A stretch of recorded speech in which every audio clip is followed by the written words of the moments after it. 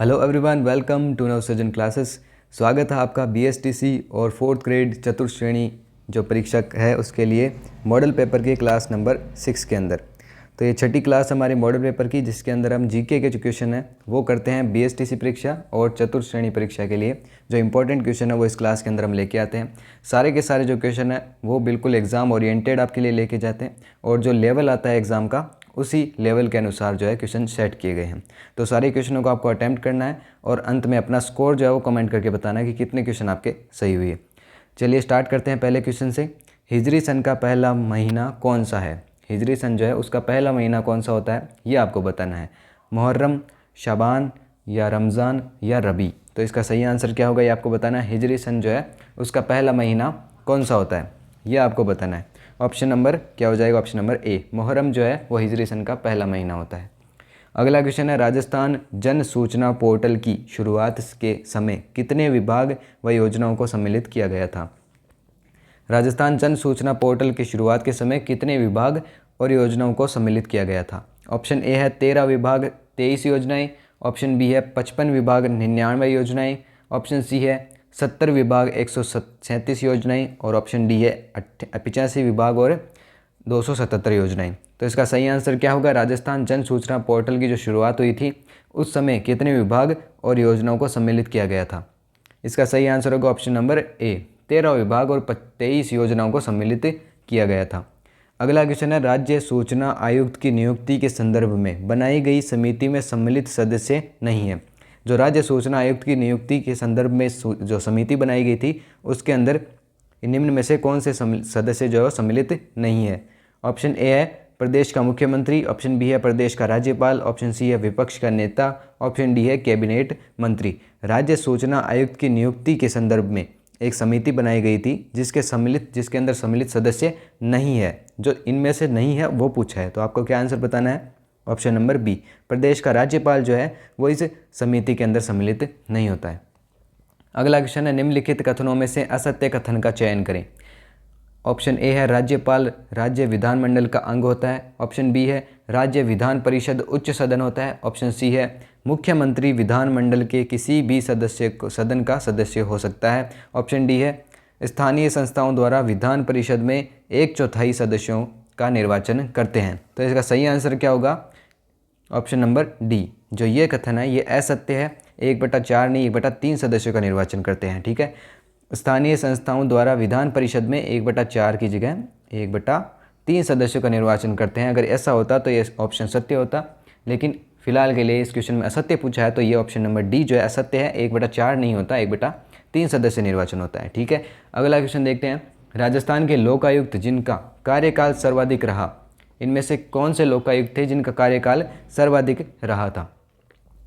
Option A है Shri S Kothari, option B है PD Kudal, option C है AL जोशी, ऑप्शन डी है GL गुप्ता। तो इसका सही आंसर क्या होगा? राजस्थान के ये 4 लोकायुक्त हैं, इनमें से सबसे ज़्यादा किसका कार्यकाल रहा है ये आपसे पूछा है। तो option number A SS Kothari, जो श्री SS कोठारी है वो राजस्थान के लोकायुक्त थे और जिनका कार्यकाल सबसे अधिक रहा। अगला क्वेश्चन है, महाधिवक्ता के वेतन भत्तों का निर्धारण किया गया है। महाधिवक्ता के वेतन भत्तों का निर्धारण किसके अनुसार किस में किया गया है? अनुसूची 2 में, अनुच्छेद 165 में राज्यपाल द्वारा निर्धारित किया जाता है या राष्ट्रपति द्वारा निर्धारित किया जाता है? तो महाधिवक्ता के वेतन भत्तों का निर्धारण किसके द्वारा किया जाता है या किस सूची में लिखित है? तो ये आपको बताना है। ऑप्शन नंबर सी, इसके अंदर राज्यपाल द्वारा निर्धारित किया जाता है महाधिवक्ता के वेतन भत्तों का निर्धारण किया जाता है। अगला क्वेश्चन है, 17वीं लोकसभा जो 2019 के चुनाव में, लोकसभा चुनाव जो 2019 के हुआ था उसके अंदर राजस्थान से निर्वाचित होने वाली महिलाओं में सम्मिलित नहीं है। जो लोकसभा चुनाव हुए थे 2019 के अंदर, 17वें लोकसभा चुनाव हुए थे उसके अंदर राजस्थान के निर्वाचित होने वाली महिलाओं में सम्मिलित नहीं है। राजस्थान से जो महिलाएं निर्वाचित हुई थी उनमें से कौन सी इनमें से नहीं है? ऑप्शन ए है रंजीता कोहली, ऑप्शन बी है दिया कुमारी, ऑप्शन सी है जसकौर मीणा, ऑप्शन डी है सविता मीणा। तो इसका सही आंसर क्या होने वाला है? Option number D, Savita Meena जो है वो 17वें लोकसभा चुनाव 2019 के अंदर राजस्थान से निर्वाचित होने वाले महिलाओं में नहीं थी। इसका अगला क्वेश्चन देखते हैं। राजस्थान के कुल कितने सांसद संसद हेतु निर्वाचित होते हैं? राजस्थान के कुल कितने सांसद जो है वो संसद के लिए निर्वाचित होते हैं? 10, 25, 35 या 12? तो इसका सही आंसर क्या होगा आपको बताना है। ऑप्शन नंबर सी इसका सही आंसर होगा। 35 सदस्य जो है, जो 35 सांसद है वो संसद के लिए निर्वाचित किए जाते हैं। अगला क्वेश्चन है, विधानसभा के निर्वाचित सदस्य किसके समक्ष प्रतिज्ञापन या शपथ लेते हैं? ऑप्शन ए है प्रोटेम स्पीकर, ऑप्शन बी है विधानसभा उपाध्यक्ष के समक्ष, ऑप्शन सी है राज्यपाल या राज्यपाल द्वारा नियुक्त व्यक्ति के समक्ष, ऑप्शन डी है इनमें से कोई नहीं। तो विधानसभा के निर्वाचित सदस्य जो है वो किसके समक्ष प्रतिज्ञापन या शपथ लेते हैं? इसमें से आपको आंसर बताना है, तो आंसर होगा ऑप्शन नंबर सी, राज्यपाल या राज्यपाल द्वारा नियुक्त व्यक्ति के समक्ष। अगला क्वेश्चन है, पंचायत समिति का पदेन सदस्य नहीं होता है।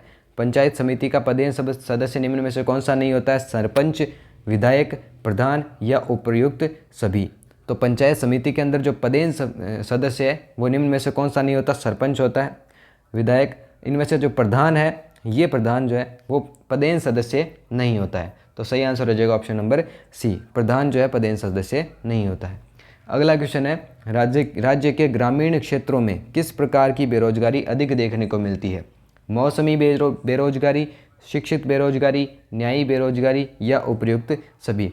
तो जो ग्रामीण क्षेत्रों में सबसे अधिक प्रकार की जो बेरोजगारी देखने को मिलती है वो होती है मौसमी बेरोजगारी, यानी कि ऑप्शन नंबर ए।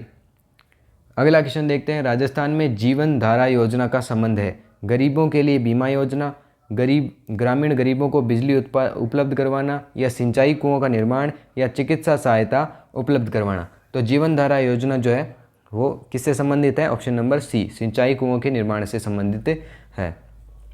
अगला क्वेश्चन है, पर्युषण पर्व जो है किस समुदाय से संबंधित है? सिंधी, सिख, जैन या राम स्नेही। तो सही आंसर क्या होगा इसका? ऑप्शन नंबर सी, जैन समुदाय से संबंधित है। अगला क्वेश्चन देखते हैं, उदय योजना किससे संबंधित है? उदय योजना जो है वो निम्न में से किससे संबंधित है? जल वितरण निगम से, या विद्युत कंपनियों से, पर्यटन क्षेत्र से, या सड़क निर्माण से। उदय योजना निम्न में से किससे संबंधित है? ऑप्शन नंबर बी, विद्युत कंपनियों से संबंधित है उदय योजना। अगला क्वेश्चन देखते हैं, राजस्थान सौर ऊर्जा नीति को कब लॉन्च किया गया? 21 नवंबर 2019, 23 जनवरी 2020, 19 दिसंबर 2019 या 14 अगस्त 2019। तो राजस्थान सौर नीति को कब लॉन्च किया गया था ये आपको बताना है। ऑप्शन नंबर सी हो जाएगा इसके अंदर राइट आंसर। 19 दिसंबर 2019 को राजस्थान सौर ऊर्जा नीति को लॉन्च किया गया था। अगला क्वेश्चन देखते हैं, भीलों को वन उपज का समुचित लाभ दिलवाने हेतु राज्य संघ की स्थापना कब की गई? जो भीलों को वन उपज का समुचित लाभ दिलवाने के लिए राज्य संघ की स्थापना कब की गई थी?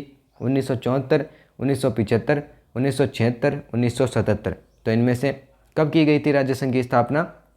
ऑप्शन नंबर सी, वर्ष 1976 के अंदर भीलों को वन उपज का समुचित लाभ दिलवाने के लिए राज्य संघ की स्थापना की गई थी। अगला क्वेश्चन है, राजस्थान राज्य सहकारी बैंक की स्थापना कब की गई?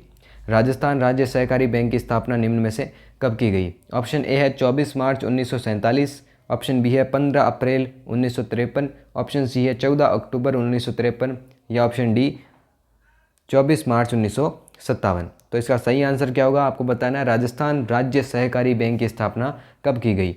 यह की गई थी 14 अक्टूबर 1953 को। तो ऑप्शन सी इसके अंदर राइट आंसर हो जाएगा। अगला क्वेश्चन देखते हैं, निष्ठा विद्युत मित्र योजना किससे संबंधित है?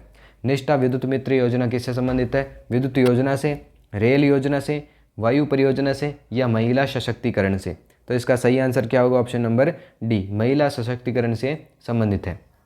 राजस्थान में घुड़ला त्यौहार कब मनाया जाता है? राजस्थान के अंदर घुड़ला त्यौहार है वो कब मनाया जाता है? श्रावण शुक्ल अष्टमी को, श्रावण कृष्ण अष्टमी को, या चैत्र कृष्ण अष्टमी को, या भाद्रपद शुक्ल अष्टमी को। तो घुड़ला त्यौहार है वो कब मनाया जाता है, किस तिथि को मनाया जाता है, ये आपको बताना है। इसका आंसर ऑप्शन नंबर सी, चैत्र कृष्ण अष्टमी को मनाया जाता है। अगला क्वेश्चन है, निम्न में से किसका संबंध हाड़ौती के पठार से नहीं है? कोटा, झालावाड़, बूंदी या भीलवाड़ा। तो हाड़ौती के पठार से कौन संबंधित नहीं है ये आपको आंसर बताना है। इसका ऑप्शन नंबर डी हो जाएगा, भीलवाड़ा जो है वो हाड़ौती के पठार से संबंधित नहीं है। राज्य में नस्ल आधारित प्रथम पशु गणना कब की गई? जो राजस्थान राज्य है उसके अंदर नस्ल पर आधारित प्रथम पशु गणना जो है वो कब की गई थी? 1951 में, 1961 में, 2007 में या 2012 के अंदर। तो इसका आंसर क्या होगा? ऑप्शन नंबर सी, वर्ष 2007 के अंदर की गई थी।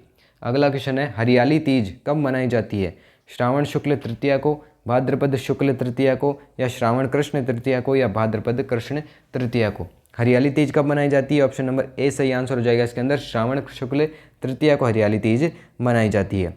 अगला क्वेश्चन देखते हैं, होहोबा क्या है?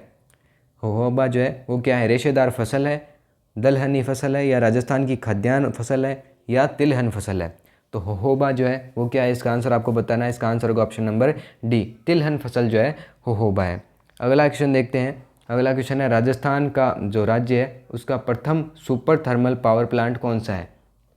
Kota super thermal power plant, Suratgarh super thermal power plant, या Chhabra super thermal power plant, या Bhadreshwar super thermal power plant? तो इसका सही आंसर क्या होगा? Option number B, Suratgarh super thermal power plant जो है वो राज्य का प्रथम सुपर थर्मल पावर प्लांट है।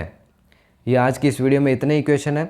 इससे पहले हमने जो है 5 पार्ट इसके करा दिए हैं, जो आप देख सकते हैं हमारे चैनल पे जाके प्लेलिस्ट सेक्शन में। इसके अलावा आगे जो आने वाले पार्ट है वो भी इसी चैनल पे मिलेंगे, तो आप इस चैनल को ज़रूर से सब्सक्राइब कर लीजिए। नवसृजन क्लासेस नाम से हमारा ये चैनल है, तो इसको सब्सक्राइब कीजिए और बेल आइकन दबा लीजिए, ताकि अगली जो क्लास आएगी सुबह 11 बजे वो आप तक जल्दी से जल्दी उसकी नोटिफिकेशन पहुंच जाए और आप उसको ज्वाइन करके देख सकें। इसके अलावा हमारी बुक्स हैं आदि पब्लिकेशन की ओर से।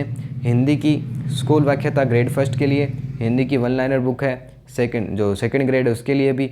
शिक्षा मनोविज्ञान सेकंड ग्रेड उसके लिए भी है। प्रैक्टिस पेपर है 15 और उसके साथ OMR शीट भी दी गई है। उसके अलावा स्कूल व्याख्याता जो फर्स्ट ग्रेड है उसके लिए शिक्षा मनोविज्ञान, शिक्षा शास्त्र और शैक्षिक प्रबंधन ICT वगैरह है, इनके लिए एक 3100% जो वस्तुनिष्ठ प्रश्न है उसका संग्रह PYQ सारे के सारे हैं।